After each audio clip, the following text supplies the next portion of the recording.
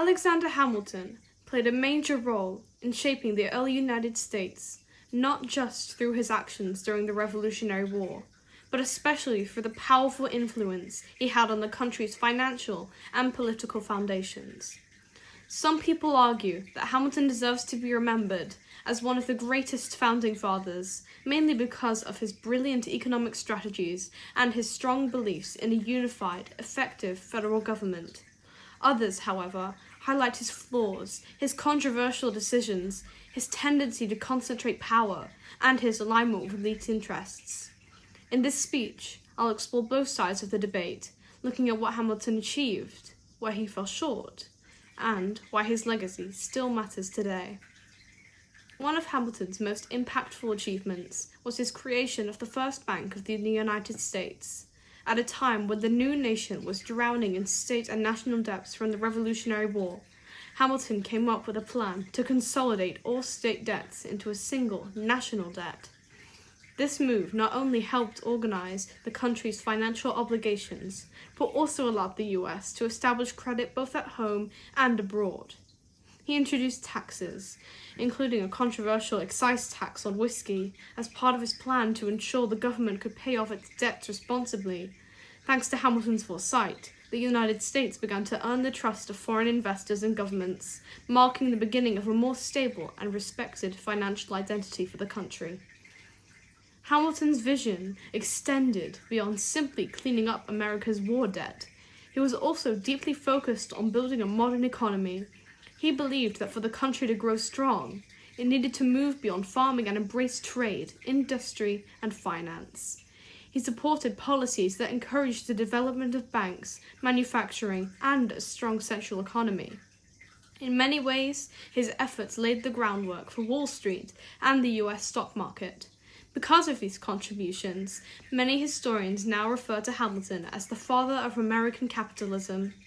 His ideas sparked economic growth and created a system that has powered the country's prosperity for more than 2 centuries.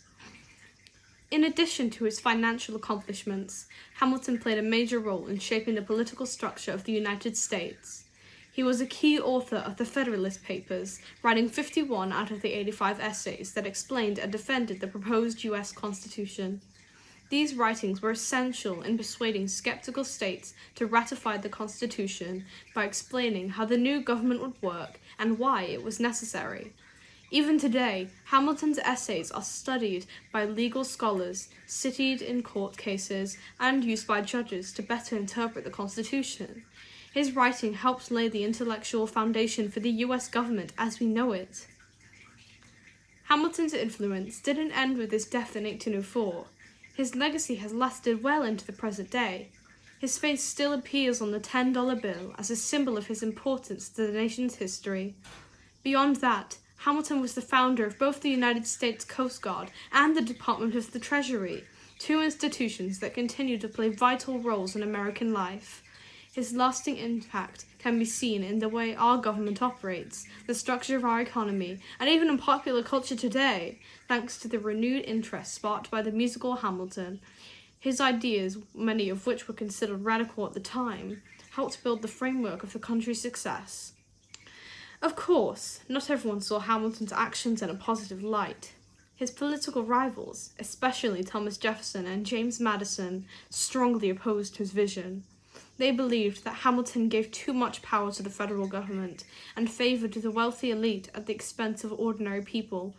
His financial plans often benefited merchants, bankers, and business owners, while farmers and lower-income citizens saw fewer advantages.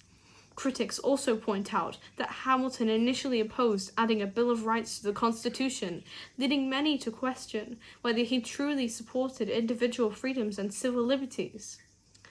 While those criticisms are valid, it's also important to understand Hamilton's reasoning. It didn't favor the wealthy because he wanted to ignore the common people. He believed that those with money and influence could help fund the country's growth and ensure its long-term survival. In his view, a strong and stable central government was necessary to prevent chaos and build a thriving nation. Regarding the Bill of Rights, Hamilton was concerned that listing specific rights might unintentionally limit the ones not mentioned.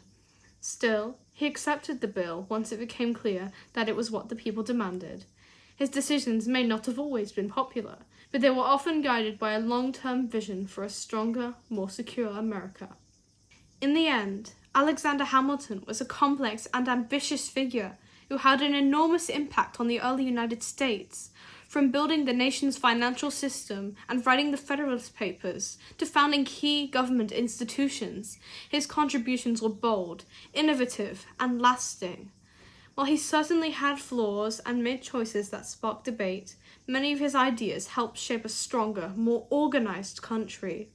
Whether or not he was the greatest founding father may remain a matter of opinion, but it's clear that he is still worthy of being known as one of America's founding fathers.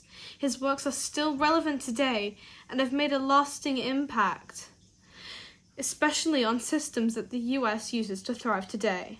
And I believe for that reason, he deserves to be called one of the greatest founding fathers of America.